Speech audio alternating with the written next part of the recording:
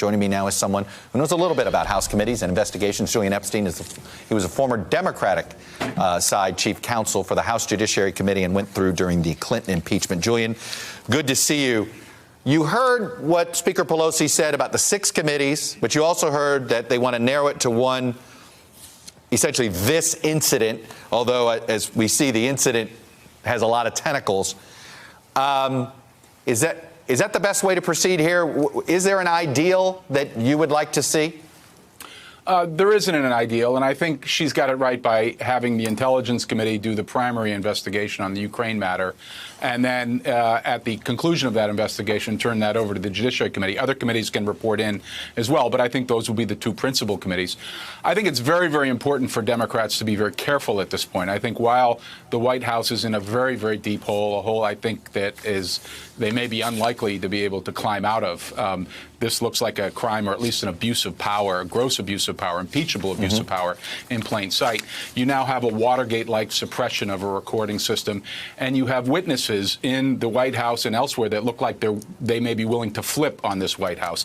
So that makes this very, very different. And I think what Pelosi and the Democrats have to do is, one, tamp down the rhetoric and say to the president and the White House, we are willing to give you an open and fair hearing. We are willing to keep open minds on this, but we are going to insist on access to every single witness and every single piece of paper and document. And if we don't get it within 2 weeks, say, we will draw a negative inference on all of the information that is already public, and there's plenty to draw negative inferences on and criminal inferences on, and we will move to impeachment right away on the basis of obstruction of justice if you don't cooperate. And I think the White House, I think a lot of people around the president are tremoring in their boots right now. I think they're very scared that this is very different from anything before.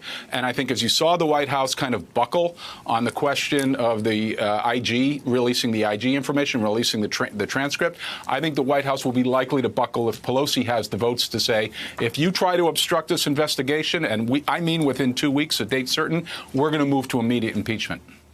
But it's important to strike the right tone for the Democrats. If Adam Schiff calls you up tonight and says, all right, I got to put together a major investigative team. You know, this is not going to be an easy investigation. It may mean traveling to Ukraine. You know, how would you go about building this investigative team in order to handle this? Well, it's a good question, because you've got this is a sprawling matter, as you pointed out in your timeline. This started in January, so this has gone on for 8 or 9 months at this point, and it is transcontinental, and you would need expertise in a whole host of areas. What I would demand to start with, and what I would build an investigative team around, is getting access to the White House officials that cooperated with the whistleblower. I think they're going to have a lot of information. I would insist on the State Department employees that had some window into this, and so I would start issuing subpoenas. You're starting low, right? Low to high.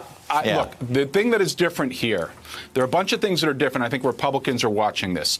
Poll numbers are shifting. Rasmussen just came out with a poll today that showed 44-41 in favor of impeachment. Republicans look at those kinds of things.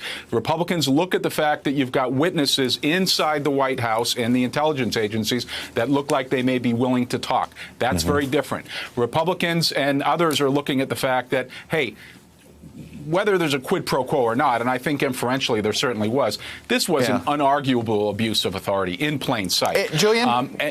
Yeah, go ahead. Finish that thought. No. One more question. I think moderate Republicans and a lot of voters are looking. This is a much easier story to tell the public than the Mueller report ever was. So, and I think the White House recognizes that. Yeah. Technical question for you: How do you have the power of law enforcement with you during this investigation? I'm just, how can Schiff get that? How does that work? Can you explain that?